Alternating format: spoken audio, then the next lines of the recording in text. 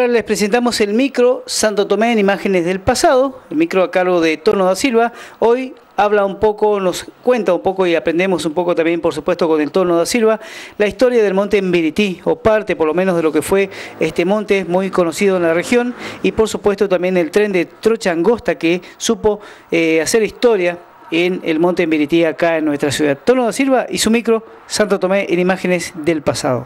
Yo andaba con el alma flor de grito, con el duende que da el tinto, que noche chamamecera, y estaba por meterme a guitarrero cuando vi tus ojos negros que brillaban para mí. A Santo Tomé añoraré cuando me vaya, ahí el calor de la amistad anda a sus anchas. A Santo Tomé he de volver por estar juntos otra vez. Santo Tomeña, queda en ti toda mi fe.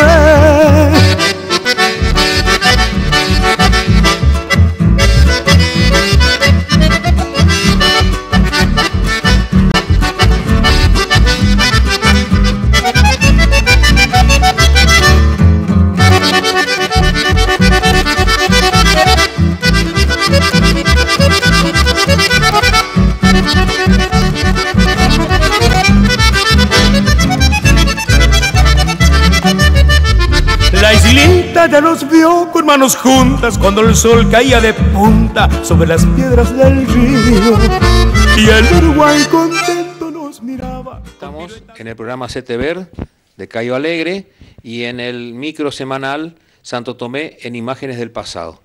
Hoy vamos a tocar un tema muy interesante referido a los montes del Mbirití, pero fundamentalmente al tren de trocha angosta de don Aureliano Carreras. Esperamos que este programa sea de su agrado. Vamos a dar ahora una vuelta por aquellos lugares donde antiguamente circulaba la gente que iba a este obraje del Mbirití. Nos encontramos en este momento en el antiguo cementerio de campaña que se encuentra al costado de lo que en un tiempo fue la ruta que llevaba hacia la zona de San Benito y hacia la zona noroeste de nuestra ciudad. Este cementerio hoy en día está cubierto por la maleza y por los arbustos y en él se pueden observar numerosas cruces diseminadas por todo su predio y marcan los lugares donde fueron enterrados las víctimas de aquel entonces. Eran familiares de personas que vivían en toda esta zona y también de personas que habían fallecido en los montes del Mbirití entre los años 1940 y 1950. Hoy en día ya no es usado y por lo visto tampoco es visitado por familiares de aquellos que habían fallecido en otras épocas. Estamos al borde de la ruta 14 observando una planicie que es donde antiguamente corría el tren de trocha angosta de don Carrera. Esta vía nacía en el kilómetro 442 del paraje Atalaya, donde había antiguamente una parada de coche motor, y se dirigía en esta dirección sur-oeste hasta llegar a los montes del Mbirití. Este trencito, al llegar a estas vías férreas que llegaban al monte del Mbirití, al llegar a esa zona, se abrían en 4 ramales que se internaban en el monte para hacer más fácil la carga de la leña y de las toras de madera que se extraían desde los obrajes que traían en ese monte. Acá a mi espalda se encuentra el bañado que se llama Ipajá, que en guaraní quiere decir algo así como la zona donde se concentra el agua que después desaparece, o sea que vendría a ser así como un badén que recoge el agua y la lleva hacia otro lado. Esto es el bañado Ipajá, donde antiguamente había un badén, no tenía alcantarilla cuando la ruta era aún de tierra y había que aminorar la marcha para poder cruzar con comodidad por ese badén que existía entre la zona que estamos parados en este momento y la antigua granja chacra del Turco Aún, como le llamábamos todos, ¿no? de Don Aún. Un poquito más al sur se encuentran los campos de Don Pedro Subízar, llamados Caacarapá, que en guaraní significan árbol o hierba que está inclinada o torcida, Caacarapá. Y al fondo, ahora ya casi no se pueden observar porque los grandes pinales tapan la visión, pero se encuentran los montes de San Isidro, también llamados los montes de Subízar. Nos encontramos en el kilómetro 442, en lo que fue la antigua parada del paraje Atalaya o Colonia Gobernador Ruiz, como le quieran llamar.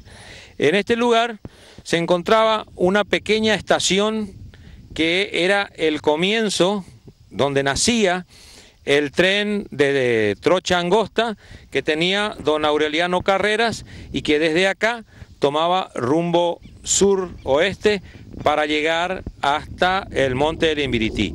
En este lugar estaban instalados los galpones y los depósitos de la maquinaria, de los vagones y los talleres de ese pequeño tren de Trocha Angosta que trabajó desde el año 1940 hasta el año 1948-49 aproximadamente. Vinimos con Cayo para hacer unas tomas, ya no queda nada en esto que fue un lugar de mucho trajín y mucho trabajo de obreros, porque hasta acá llegaban los vagones del tren desde que traía la madera desde el monte, y acá eran traspasados o recargados a los vagones grandes del tren de aquella época, tren del noreste argentino, ferrocarril del noreste argentino. Y desde acá partían hacia las distintas estaciones porque con esa leña se alimentaban las calderas de las máquinas a vapor que eran las que servían de tracción a los trenes de aquellas épocas. Hoy vamos a hablar del tren de Trocha Angosta, propiedad de don Aureliano Carreras. Antes de entrar de lleno en su historia, quiero comentar que en los años 1914 al 18 aproximadamente existió un desvío de Trocha Angosta para las zorras y vagonetas con motor en el kilómetro 419 del ferrocarril del este argentino, detrás de la estancia El Ceibo. Este ramal llegaba hasta los montes de San Isidro, donde funcionaba un obraje de extracción de maderas y leñas para el ferrocarril. El contratista y concesionario para la extracción era don José Cidade, padre de nuestro conocido Pitico Cidade. Hasta hace pocos años podían verse en aquel lugar, cercano a los bañados del Cuay Grande, vestigios del trabajo en la zona, como ser parte de los terraplenes, un claro en el monte donde se veían restos de algunos hornos de piedra y troncos de los postes de las taperas que allá quedaron. También algunas cruces que señalaban lugares donde fueron sepultados algunos hacheros. Estos datos los conseguí en una charla con el señor Héctor Pororó de Bat, propietario de la estancia El Ceibo, lugar por donde se puede acceder hasta los montes de San Isidro. Ahora sí, vamos a entrar en el tema central de esta semana. En el año 1940, don Aureliano Carreras, un empresario de la zona de Entre Ríos, compra a don Manuel Ripoll, un empresario de la zona de Mercedes, todo el material y elementos que componían una línea de ferrocarril que había funcionado en aquella ciudad del centro de nuestra provincia. Así instaló una estación en Colonia Gobernador Ruiz, paraje Atalaya, kilómetro 442 de las vías del ferrocarril del noreste argentino, donde ya funcionaba una parada para el coche motor que hacía el recorrido hasta Posadas. La distancia era de 17 kilómetros. Al llegar se bifurcaba en 4 ramales de 4 kilómetros cada uno, que entraban al monte en distintas direcciones para facilitar la carga de leña. La construcción del ramal estuvo a cargo de los ferroviarios Domingo Peroni y Santiago Pérez, y el puente que pasaba sobre el bañado se construyó con maderas del lugar bajo la dirección del señor Victorio Baratini. Tenía una extensión de 810 metros. El nombre de la empresa era Sociedad Comercial e Industrial de Maderas del Monte Embirití. La administración central estaba en una casona de la calle Alvear 634 al 638, hoy calle San Martín. Frente a ella estaba instalado un depósito de materiales. La palabra Embirití es de guaraní y se refiere a una planta de achira que tiene su flor de color blanco. Esta planta regional le da el nombre al bañado y al monte que se encuentran a unos 20 kilómetros al oeste de nuestro pueblo. El administrador general era el señor Leopoldo Gar y los contadores los señores Rivaduglia y Montes. En la subadministración que funcionaba en el obraje estaban como jefe de abastecimiento y proveeduría don Francisco Imboff. Como su ayudante trabajó un tiempo Francisco Tetico Giglione.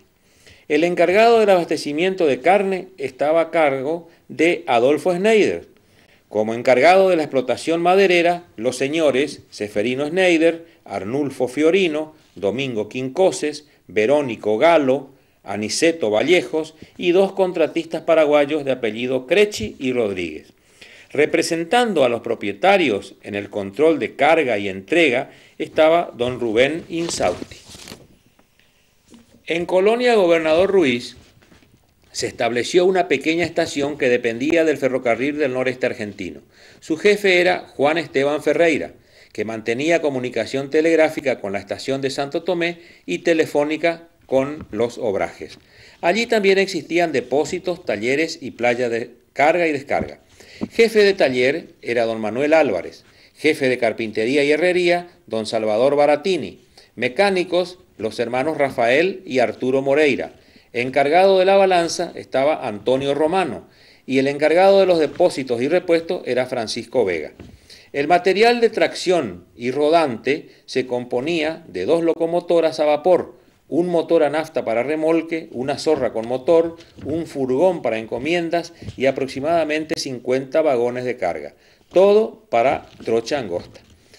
Los maquinistas eran Emilio Greloy, Bernabé Blanco y José Domingo Álvarez, el popular Tachuela. Los foguistas eran los hermanos Irineo y Luis Blanco. En el obraje existía una cantina de ramos generales y un hospital de campaña con 12 camas a cargo del enfermero Manuel Bulfe, con la atención periódica o cuando fuese necesaria del doctor Lino Toranzo Centurión. Entre los comisarios meritorios que se desempeñaron en aquel lugar podemos nombrar a un señor de apellido Legal y a otro señor llamado Fortunato Silva. La empresa daba trabajo a unas 150 personas. En plena temporada llegaron a trabajar hasta 1.200 hacheros que dependían de los contratistas. Era frecuente el desencuentro entre los hacheros lugareños y los paraguayos, y se originaban grandes peleas que terminaban siempre con algunos muertos y heridos. Muy conocido en el obraje era un paisano llamado Pascual Verón, personal de la estancia Tres Taperas, que con ayuda de su familia proveía a los obrajeros de mandioca, zapallo, verdura y algunas gallinas. También existió una cantina en un claro del monte, rodeada del rancherío que levantaron los hacheros. Su dueño era don Baltasar Mazo. Este hombre, años más tarde, abrió un almacén sobre la ex Ruta 14, donde hacía esquina con el camino que iba desde Santa Bárbara por los puentes angostos, lugar muy conocido llamado El Aguará. Reconocidos choferes de camiones que trabajaron en el transporte de toras y rollizos fueron los hermanos Heraclio y Ramón Oviedo, también los hermanos Amado y Argentino Arévalo, que alternaban su trabajo de cargas en las arroceras de la zona. Además de los Oviedos camioneros, existieron en los obrajes del Emirití dos hermanos de ellos llamados León y Nicolás, que poseían varios carros cachapé y tropa de bueyes para el trabajo de carga a los vagones del tren obrajero. En 1949 terminó el contrato de explotación, por lo tanto, se levantaron todas las instalaciones y vías férreas. Algo del material se vendió en el lugar y la mayoría de las maquinarias, el señor Carrera las llevó a Entre Ríos, donde su empresa tenía otros depósitos.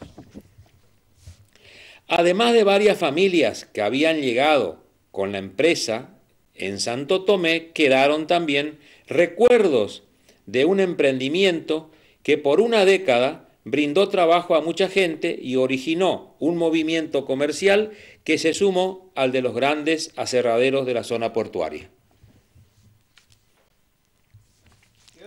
Estas primeras fotografías nos dan una idea de cómo eran las máquinas de trocha angosta de pequeño tamaño que circulaban en muchos obrajes y plantaciones de la zona. Esta, por ejemplo, es muy parecida a la que funcionaba aquí en Santo Tomé en el obraje en Virití. Esta otra que está en colores nos muestra una pequeña máquina a vapor de trocha angosta que se utilizó durante muchos años en el aserradero Heller, cercano al puerto de Posadas.